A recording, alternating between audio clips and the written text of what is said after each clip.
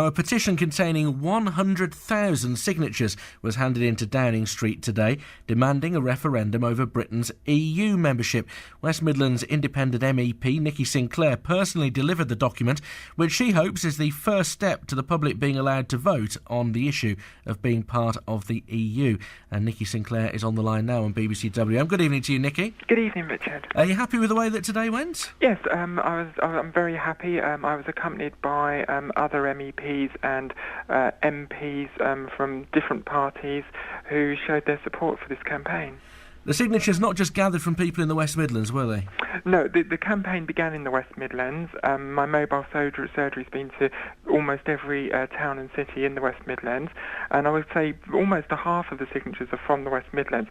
But of course, this campaign took root, and then other people around the country wanted to contribute to the campaign. So it's turned into a national campaign. It's something like 40 years since Great Britain voted to join the common market. Things have changed considerably since then. Why do you think there should be a fresh vote? Well, because I think you've actually made the point. We joined a common market, we joined a trading bloc, and since then, Maastricht in particular, made us citizens of the European Union. And we now make 75% of our laws, it costs us £48 million a day, and we get precious little back for that. I think that we need to have, I'm a staunch outer. I would like us to leave the European Union. But more important than that, I actually think we need a national debate about the pros and cons of it. And those that believe in the European Union need to make the case, and let people like me make the case of why we should leave. And then there should be a referendum, and a binding referendum, and our political leaders should have the courage to accept that result and move forward. When you hand in such a substantial petition as this, 100,000 signatures, what happens next?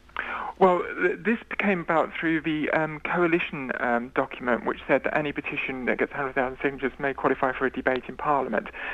Since we started collecting the signatures primarily on paper, they changed the ballgame and they said it had to be an e-petition. But according to the government's own statistics, 9.2 million people in the UK have never used the internet, so it does disenfranchise a huge section of society.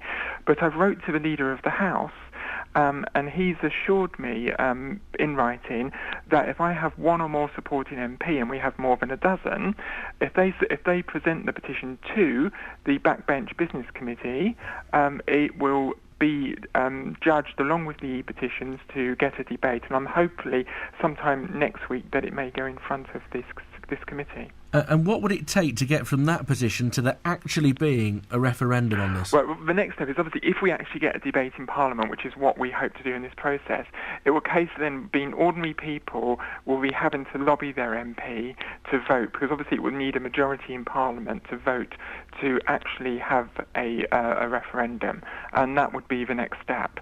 So, what we've asked these people, thank you very much for signing this petition. The next step is to lobby your MP, and we need to get obviously something like 300 or so MPs to support our campaign. Various nations have recently required bailouts from the EU. Is that not our safety net as well if things got even worse in terms of our economical climate? No, certainly not, because we're the second largest contributors to the EU. We're a net giver. We get the odd things back and the nice little art centres, etc., and we have to paste the EU flag everywhere. But primarily, we are a net donor to the European Union, and they certainly wouldn't. But look, it's likely that Spain or Cyprus might need a bailout soon.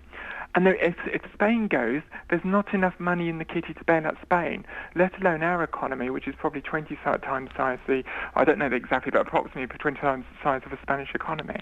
Nikki, thanks very much for joining us on BBC WM. Nikki Sinclaire, who is the independent MEP for the West Midlands.